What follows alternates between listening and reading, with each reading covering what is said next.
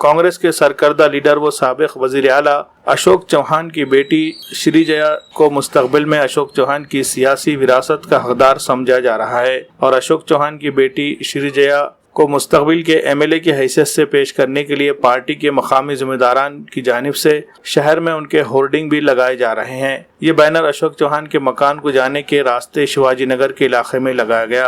अशोक चौहान भी पिछले चंद दिनों से अपनी बेटियों को मुख्तलिफ अवामी तकरीबात में साथ ले जा रहे हैं ताकि अवाम में उनकी पहचान बने और उन्हें आगे चलकर सियासत में कदम रखने में मदद मिल सके, जो इस बात की तरफ इशारा है कि अशोक चौहान अपनी सियासी विरासत को अपने बेटियों में मुंतकिल करने का इरादा रखते हैं। अशोक चौहान को श्री जया और सुजया नाम से 2 बेटियां हैं।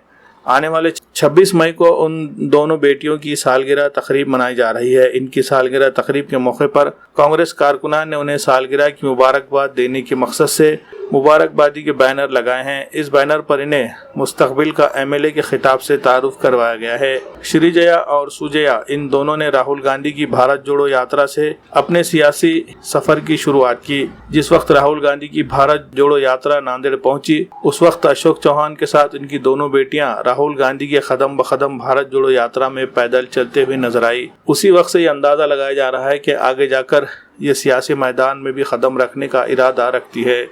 श्री जया के बारे में जानकारों का मानना है कि इन्हें नांदेड़ शुमाली असम्बली हलके से या फिर अशोक चौहान के अपने भोकर असम्बली हलके से कांग्रेस पार्टी का उम्मीदवार बनाया जा सकता है।